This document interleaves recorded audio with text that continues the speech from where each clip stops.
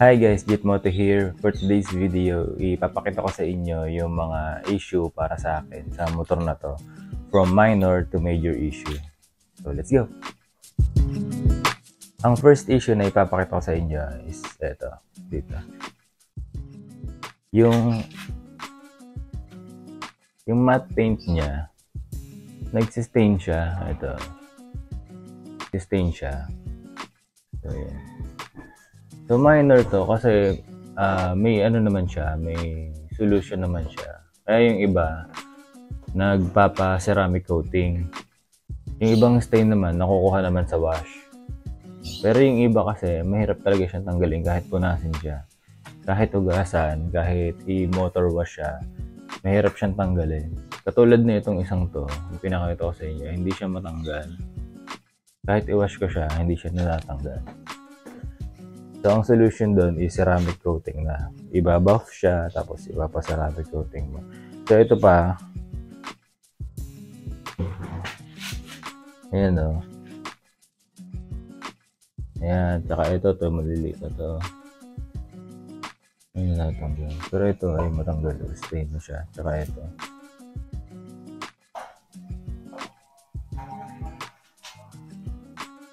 Tsaka ito po. Ayan o.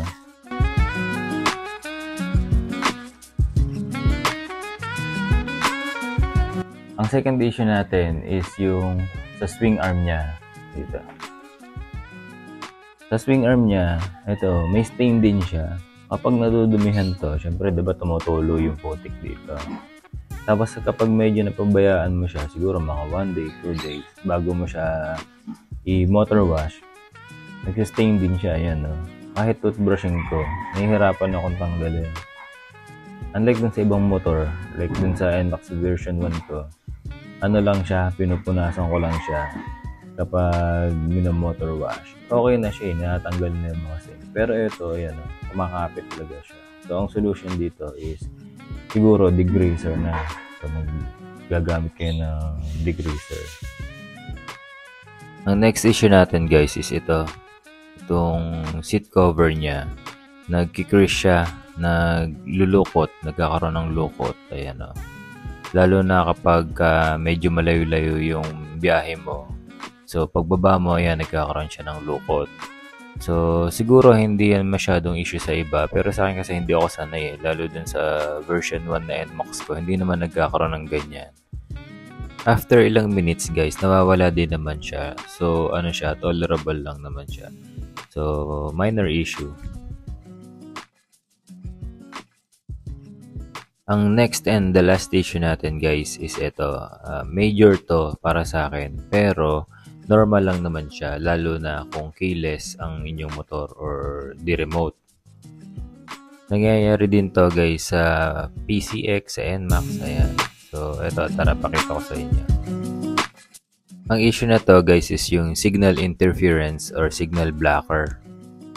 Kahit hawak ko yung susi, kahit malapit yung susi, ayan, kapag in-start ko siya, kahit anong pindot ko dun sa kanyang keyless switch, kahit anong pihit ko, ayaw niya mag-start. Kahit sa mga kotse, guys, sa remote ng kotse, normal to. Kasi minsan, nagpa-park din ako dito ng sasakyan. Hindi ko mabuksan yung pinto dahil nga dun sa signal interference niya or signal blocker. Tara, i-try natin ito. So, ayan, dapat na pe-press siya, tapos iilaw na dapat siya. So, hindi ko siya ma-press. So, ayaw din siya umilaw. Nung una ko nga naranasan ito, sobrang confused ko, no? Akala ko yung motor yung may problema, no? Umabot pa ako ng ilang minutes dito, no? And madali pa naman ako ng time na yon. Kaya, parang sobrang hassle talaga siya. So, ayan. Ang gagawin ko, itutulak ko na yan. Dun sa medyo malayo-layo. Dun sa feeling ko wala ng signal blocker or signal interference. So, ayan. Samahan nyo ako maglakad. Habang nagtutulak ako, guys, baka naman 99.7% ng nanonood sa videos ko ang hindi pa nakasubscribe, guys. Kaya kung hindi ka pa nakasubscribe, pa-subscribe naman. Thank you! I-try na natin sa spot na to kung wala na yung signal blocker or yung signal interference niya. Yeah. Yeah. Try natin. Iyon, gumana na siya. Okay na. So, yan, pwede ko na siyang pa-startin. At makakaalis na tayo. And guys, ayan, kung gusto niyo talaga ng ADV 160, i-expect niyo na mangyayari sa inyo ito.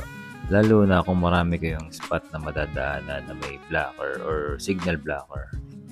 And sana hindi tayo mapagbintangan na magnanakaw habang tinutulak natin yung motor natin na nag-a-alarm.